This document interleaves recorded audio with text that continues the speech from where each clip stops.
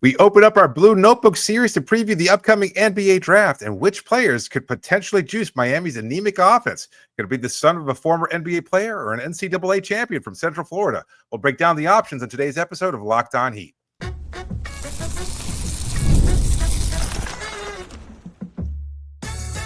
You are Locked On Heat, your daily Miami Heat podcast, part of the Locked On Podcast Network, your team every day. All right, welcome to Locked On Heat, your daily podcast on the Miami Heat. Whether you're tuning in on YouTube or on your favorite podcast app, thanks for making Locked On Heat your first listen every day. I'm Wes Goldberg here with David Ramil. Both of us are credentialed Heat media members who cover this team every day. For daily content on the Heat, click that subscribe button on YouTube.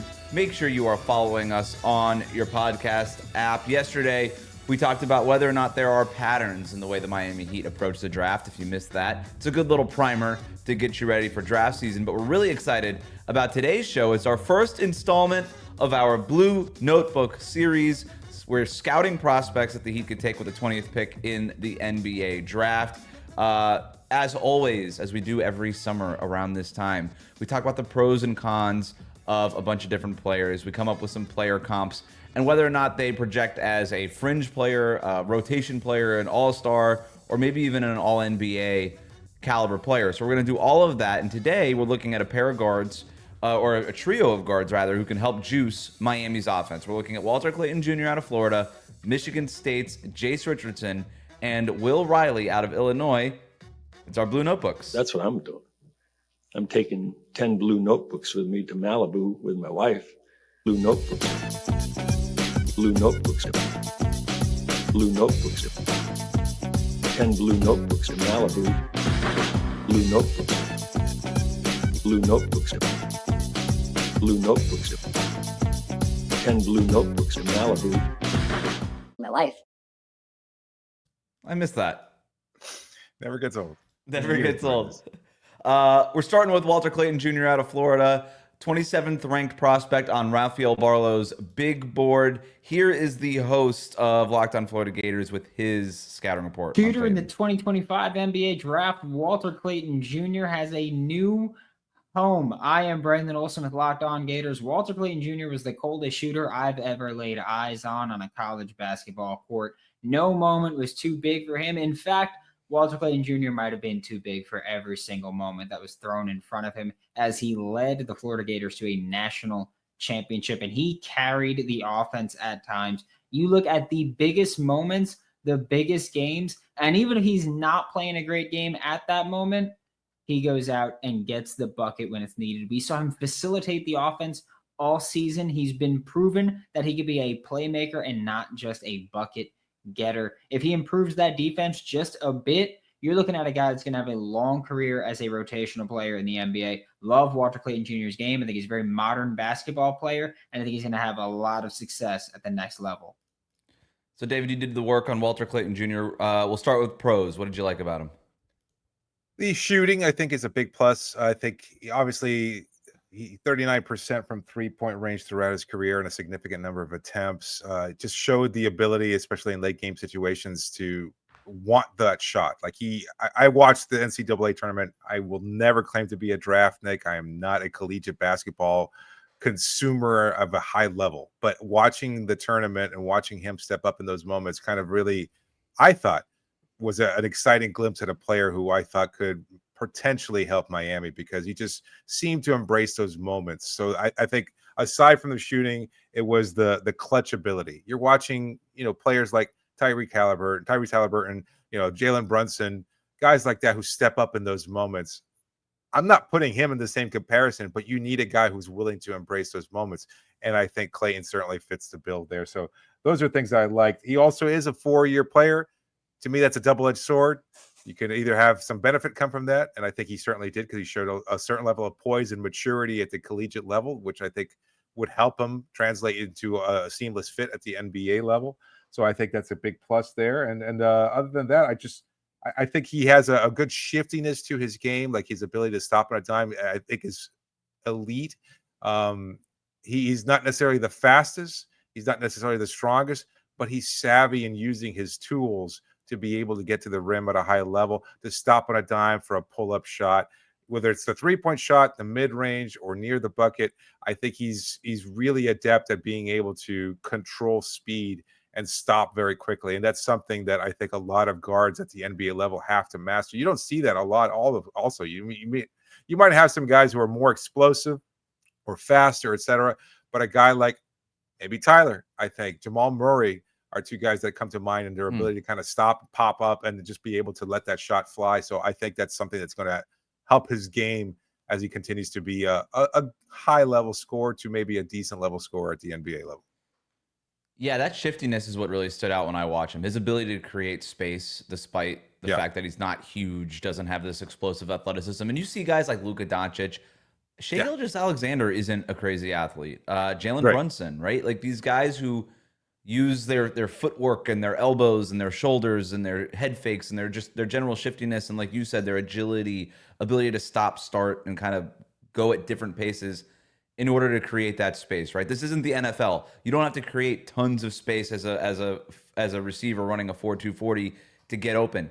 You just need a sliver for a half a second window to get your shot off. And when guys can do that, like Walter Clayton Jr., at least in the collegiate level, certainly could, that's really all you need. And then you get to the 3-point shooting, the pull-up game, that ability to start finishing below the rim like Walter Clayton Jr. can. And hopefully I'm not stepping on your concerns, but maybe this is a good way to lead into it anyway. But his ability to start, stop, do you think that there's enough athleticism there? Do you think he can kind of do all that shifty stuff at the NBA level, or are your concerns about the translatability part of that skill? I think it will work. I think it will. I also think that if nothing else, even if his shot is not necessarily as consistent as it was at UF or even at Iona, where he started off for 2 years, I think he's going to be able to draw fouls because we've seen that ability for a player to just be able to stop. Again, you made the comparison to Brunson, so did I. I think just being able to stop, you're going to have a defender who's going full board trying to stop him, and it's probably going to make some kind of contact. If Clayton is savvy enough, and I think at 4 years and at 22 and a half, which is basically his age once he joins the team following the draft, he's going to be 22 and a half years old. We've seen that kind of player. Look no further than Jaime Jaquez Jr., a smart guy, high IQ player, understands how to use things out in the court to benefit him to make up for perhaps a lack of explosive athleticism. I think if Clayton is in that same mold, I think it'll translate in his ability to get to the line. I could see a lot of 18-foot jumpers getting an and one call in his favor, maybe even around the 3-point as he curls around his screen. Somebody kind of stops short there, and all of a sudden you get your hand cut in the cookie jar. That's 3 free throws. And he shoots at a high level, too. He's a great free throw shooter. We saw him knock those down in clutch situations in the NCAA championship game. So I like his game. I like his ability to translate. And you know the Heat, like the fact that he's like a winner, right? Oh, yeah, big winner. You can almost hear them talk. Guys won at every level, right? Yeah. What are some of the concerns you do have about him? His age, his size. Those are the two that stand out to me. Like, again, the age is he'll be 22 on draft night, right? Yeah, 22 and a half by the time he joins the team, like I said. So I think by the time that's older, that's an older player. So the ceiling is limited.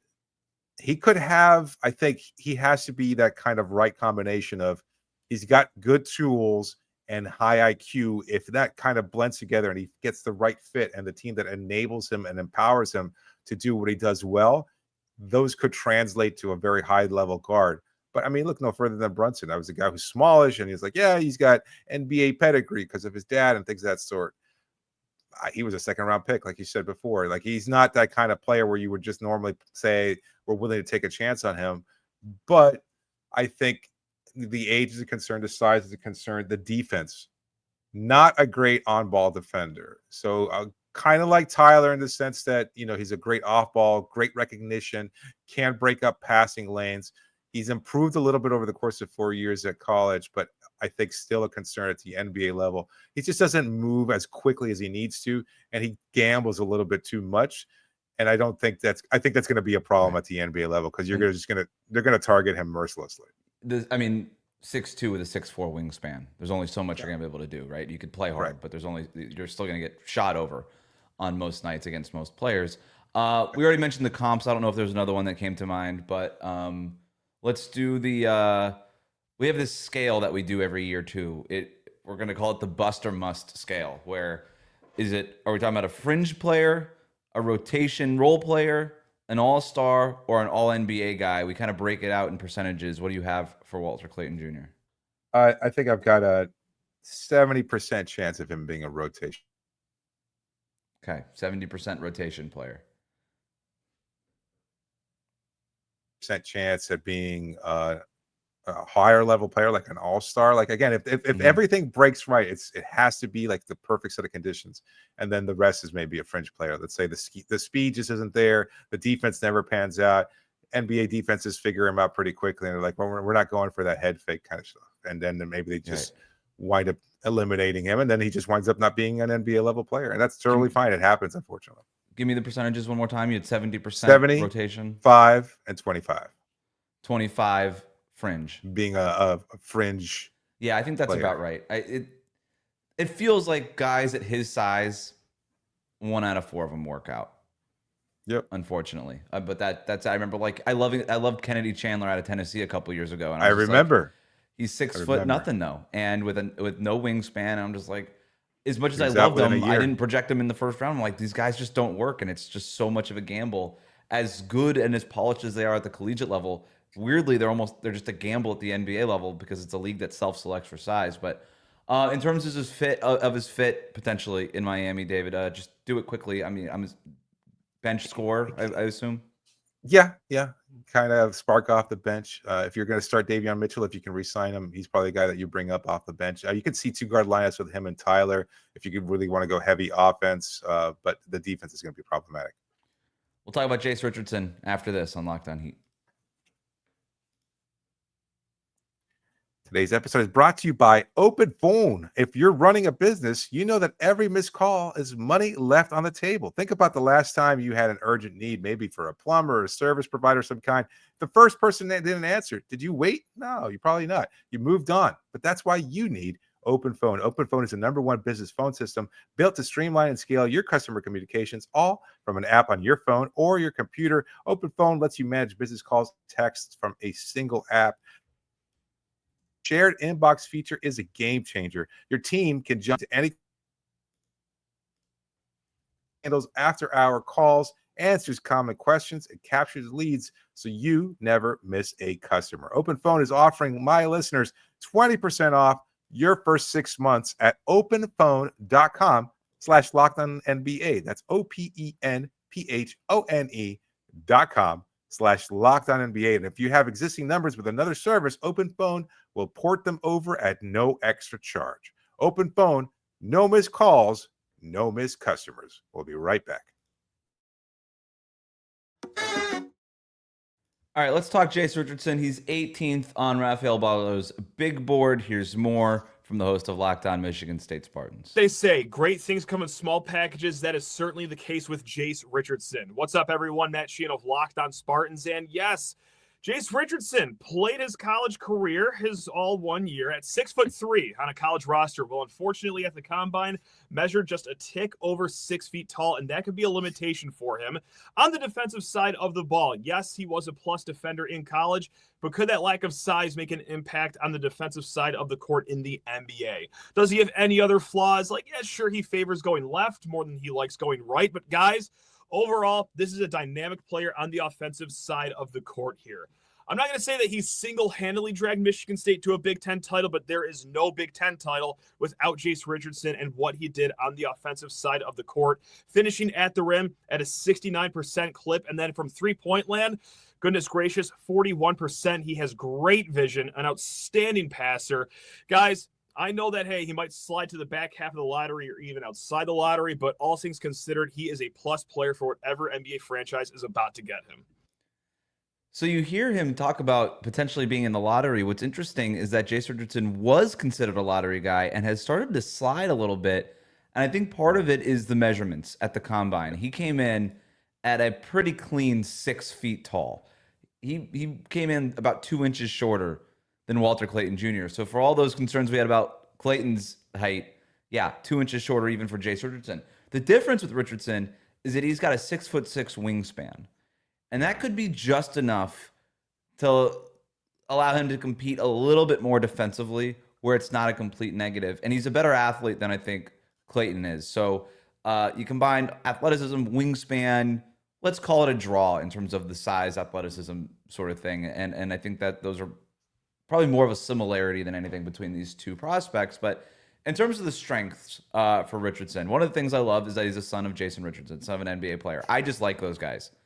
They grow up around the game. They know what it takes. Jase Richardson is a pro's pro. Like, that's going to be, that can only help him. I also love that he spent some time at Columbus in high school. He played with Carlos Boozer's kids in high school. So you have the Miami connection there a little bit, which is always great. Yep. So, and then and a Locked On Heat connection as well. Talking about his game, like Clayton, knockdown shooter. Comfortable spotting up, comfortable shooting on the move, off the catch, pull-ups, all of it. Just an awesome shooter. Awesome shooter. He's got his little step back. He's really quick watching the film, really quick to make that decision whether or not to take the shot or keep the ball moving, which David, that's a huge thing for me, the 0.5ing, half a second to make a decision to either shoot, dribble, or pass. He's one of those guys.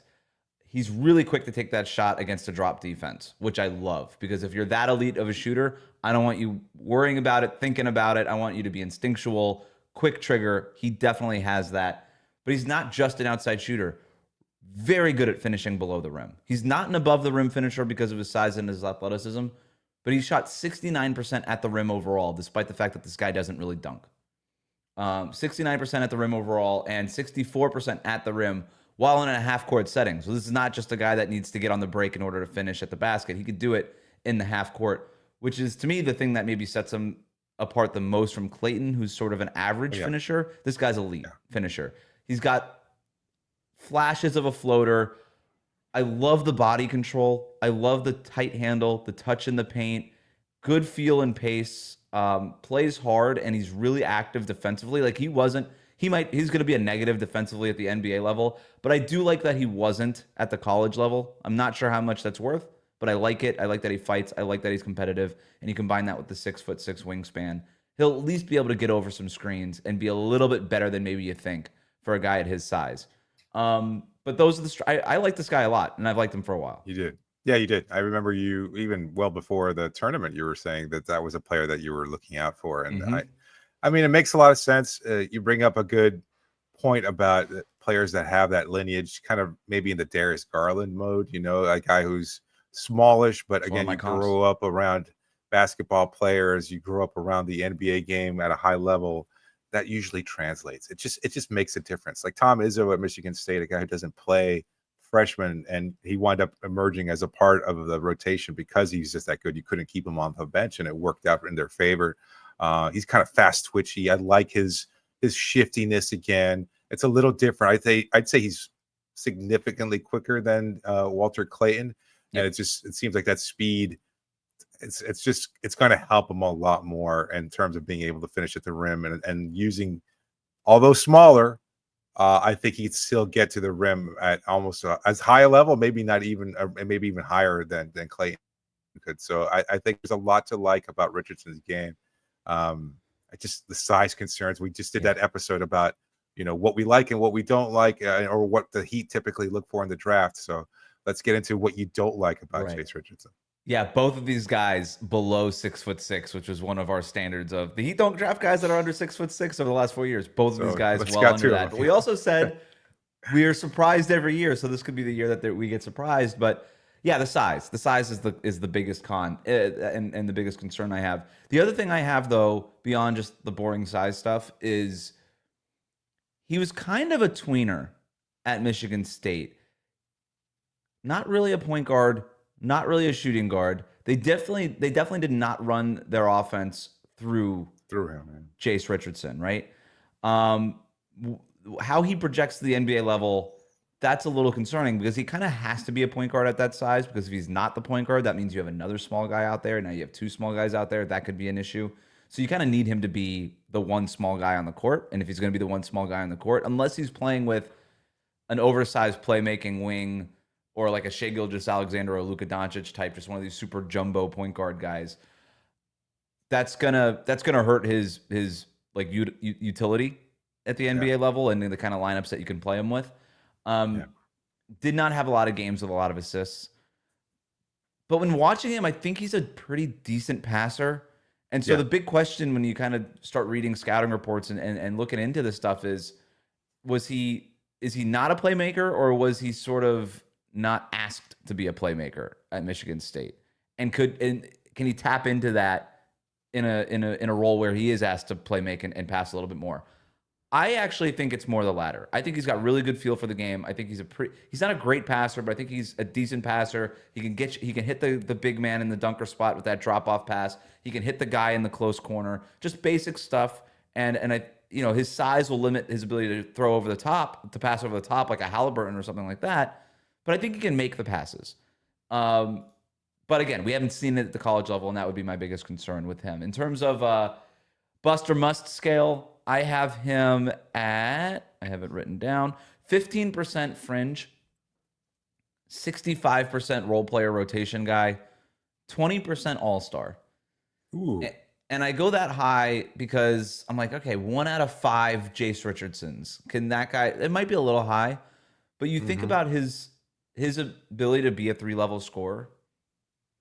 That stuff really does bode well. And you look at his comps like a Mike Conley or a Fred VanVleet or even a Jalen Brunson. You've seen that. I think Clayton's a little bit more Brunson-y, but Darius Garland is a really good comp for him. These are the comps that you see out there. And I think, yeah, you know what? With his ability to score at all 3 levels and his feel for the game and the fact that he's been around the game, and I know he's going to approach it the right way. And, he's one of the younger guys in the draft too at 18 years old. A shade under 19 years old on draft night. Yeah, I think there's a pretty decent ceiling for him. And yeah, 1 out of every 5 Jase Richardson universes, maybe one of them makes an all-star game. 0% Feels a little sort of high. all NBA MVP type. Yeah.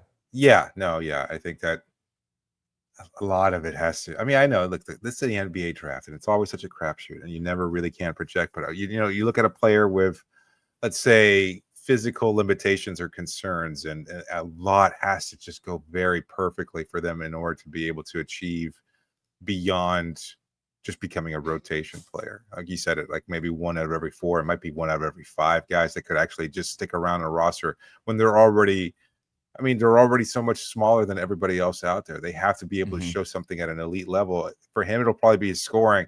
But we've talked about this before in terms of what Tyler can do and how Tyler evolved over the course of this season. I think for Richardson, it's being able to show shades of being a very high level playmaker. And so that might be something he has to really do in these, pre-draft workouts, because he has to be able to show the scoring is for real. You're going to get a bucket from me, but I can also make plays for others. And that makes me playable and somebody that other guys want to play with. We do have one guy who at least clears the 6'6" marker. We're going to talk about Will Riley out of Illinois. I got to tell you, I had a really hard time with the scouting report, David. We'll get into it after this. Today's episode is brought to you by BetterHelp. Let's talk about something that doesn't get talked about enough. That's men's mental health. There's this pressure to always keep it together, to perform, provide, never show weakness. But the truth is, real strength comes from opening up and taking care of your mental well-being. Every year, 6 million men in the U.S. experience depression. Think about that, 6 million men. And many go undiagnosed. But talking to somebody, whether it's a friend, a loved one, or a therapist, can make a huge difference. Therapy isn't just for crisis moments. It's great for learning how to set boundaries, building healthy coping tools, and being the best version of yourself. With over 35,000 licensed professionals, BetterHelp makes it easy to find a therapist who understands you. You can connect from anywhere. You can switch therapists at any time, and you can fit sessions into your schedule with just a click. As the largest online therapy provider in the world, BetterHelp can provide access to mental health professionals with a diverse variety of expertise. So talk it out with BetterHelp. Our listeners can get 10% off their first month at betterhelp.com/LockedOnNBA. That's BetterHelp, HELP.com/LockedOnNBA. We'll be right back.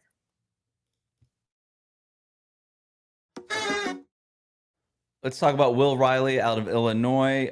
He is 22nd on Rafael Barlow's big board. Here's the host of Locked on Illinois with more. He might end up being one of the best scorers in this NBA draft.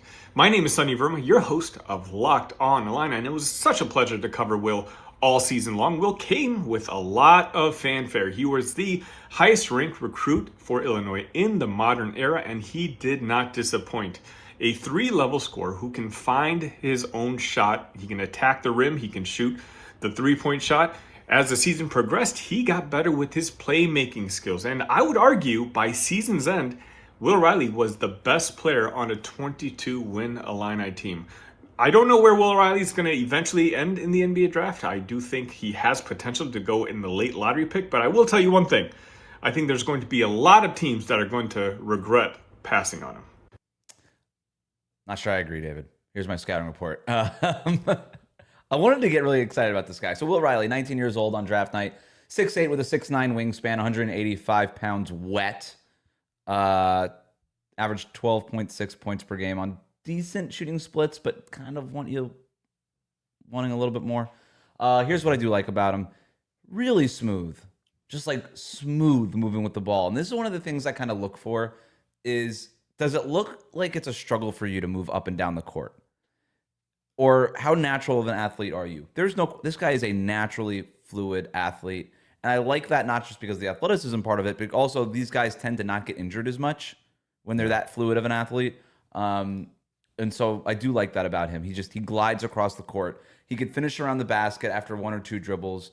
I like that with the length. He can catch the ball from the 3-point line, dribble once, and gather, and he's at the basket.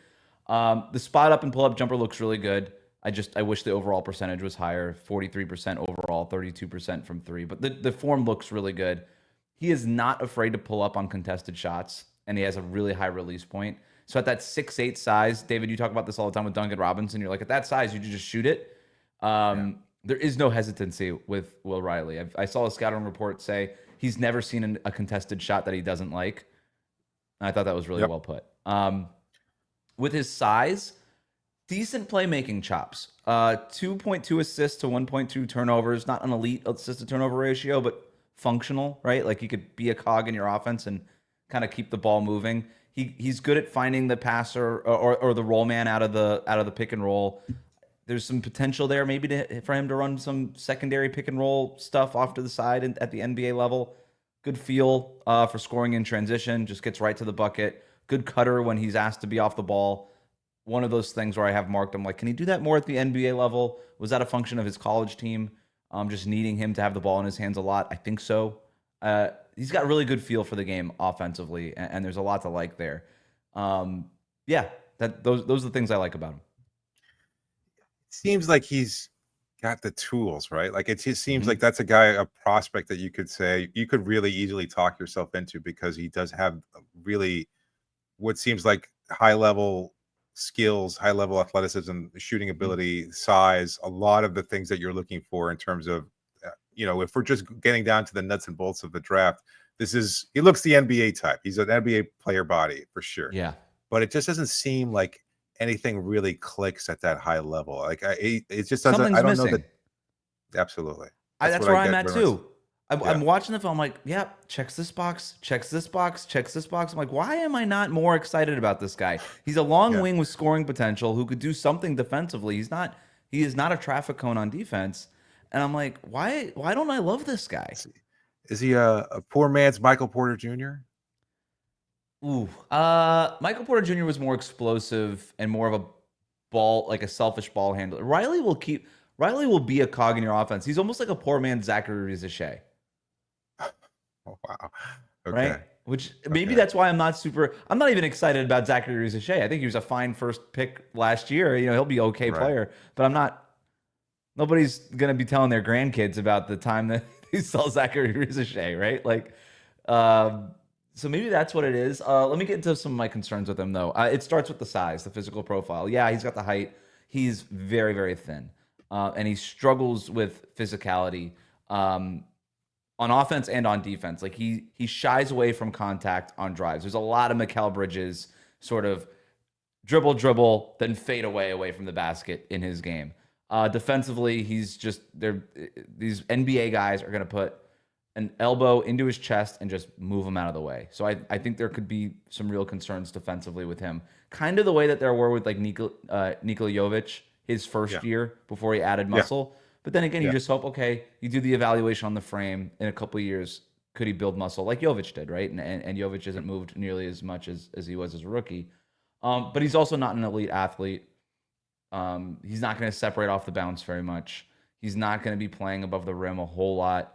He doesn't have a great burst, doesn't have great strength. So that means that finding those little creases that we were talking about with a guy like Walter Clayton, just finding those creases are going to be tough, and it's just going to be a lot of the way that I kind of picture his career going, at least early, is a lot of contested pull-up twos, which is not an efficient look, especially for a rookie. And that's sort of where I end up going. The three-point shot also is a big concern for me. Even though the form looks good, 32% overall, 26% from three-point range in conference play. Yeah, you wish that was higher.